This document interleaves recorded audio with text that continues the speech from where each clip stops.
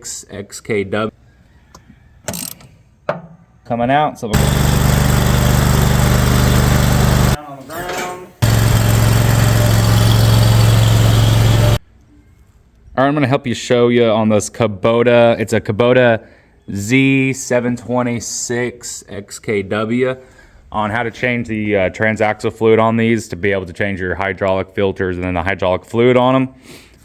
They're an HD series transaxle. I don't exactly remember who is the manufacturer who makes them, but you basically have two separate reservoirs on the top here. And I already got started on it. One of the things you want to do is go ahead and jack up the rear end. I would run it to get everything warm and hot so it flows out a little bit better and you get everything out. But go ahead and jack it up. When you get it jacked up, it's a size 17. And you'll have your drain nut right underneath this bar. So if I can give you a better view, that's where your drain's at. It's a size 17. I don't take this flat bar off. I just simply grab a wrench and then break it free that way. Once you break it free, you want to go ahead and open your cap so that way it can completely drain out. See, it's pretty much empty. That one's done draining. So what we'll go ahead and do is break the other side free, drain all the fluid from that side. And then while that's draining, I'm gonna go ahead and remove the filter on this side and replace this filter, and I'll show you that here in a second. All right, so now to get the two filters, they're these black filters. They're a size 24.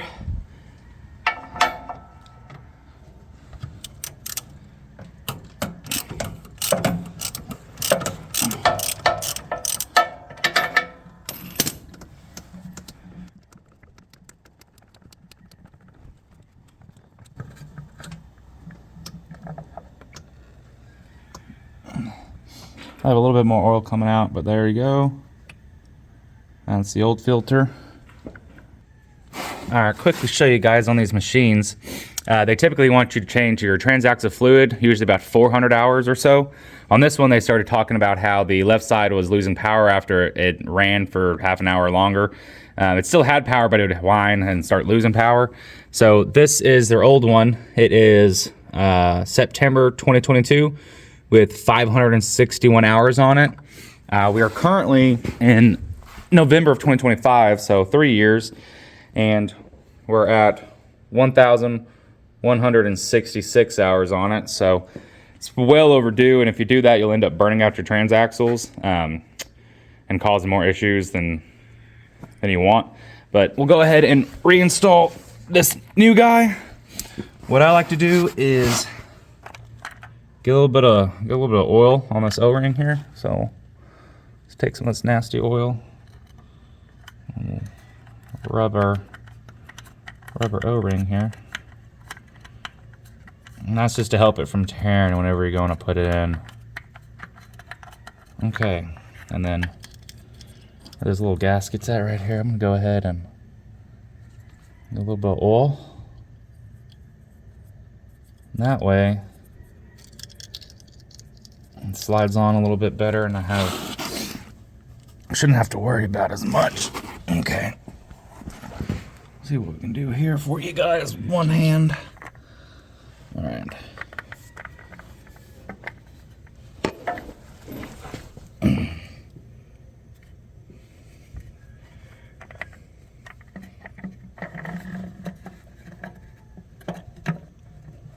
And you'll feel it slide on there.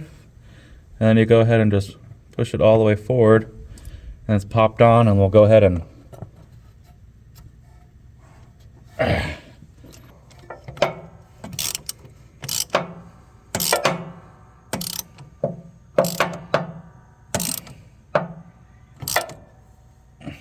you notice I'm not even on the end of the wrench. Don't want to over tighten it. You do want to get it pretty snug. Because they are plastic threads. All right, that's the first one. We'll go ahead and change that one out. We'll put the number on it and everything like that. Once we do that, both of these should be good and drained. All right, the next step, we still have the drain plugs out, but we're gonna go ahead and crack, it's a size 8, this one. and you'll have another one on this side, down there. That one, we'll go ahead and crack and get those loose. Those are basically your bleeding screws to a point. So that way, whenever you start pouring it in and you have your bolt in the bottom, it'll allow air out as the fluid trickles down into your transaxle, and then eventually fluid will start coming out, and you put yours back in. Once they're back in, you go ahead and fill it up into the minimum level in here, and then you'll start the actual bleeding procedure, which I'll show you here in a minute. All right, when you get your little vent ones out, the other one's right there, but when you get them out, you want to inspect your O-ring. Make sure it's not flattened or damaged or torn or anything like that, or else you do need to replace it. I'll go ahead and get our 2 drain plugs, and we'll marry them up with 2 adequate copper crush rings.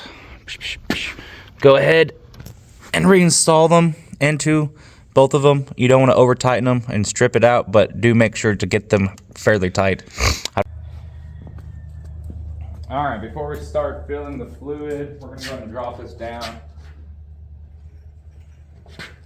on the ground and get it level again.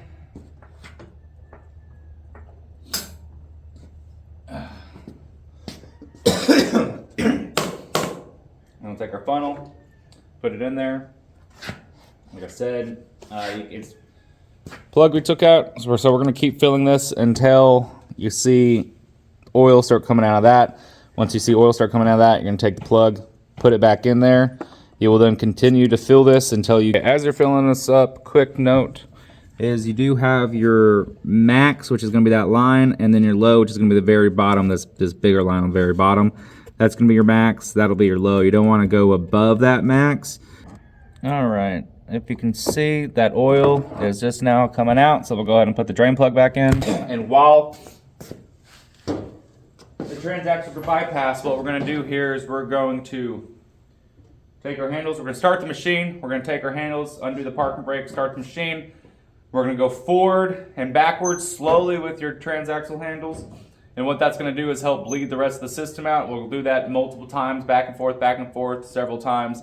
Once we get to a point where it doesn't look like there's too much bubbles or too many air bubbles coming out of your actual transaxle reservoir, what we'll do is we'll hop off, we'll re-engage our transaxles, and then when we re-engage transaxles, we'll go ahead and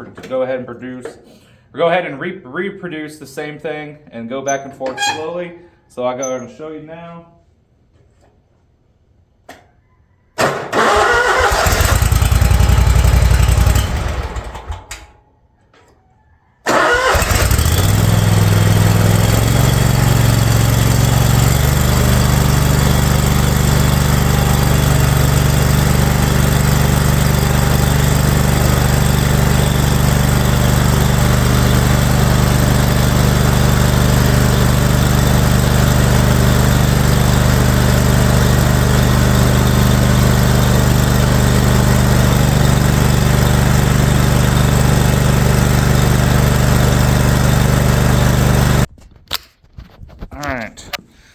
Now we will go and re-engage our wheels. If you can see, it's the lever.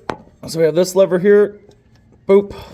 We have the other lever over there. We'll go ahead and redo the same process.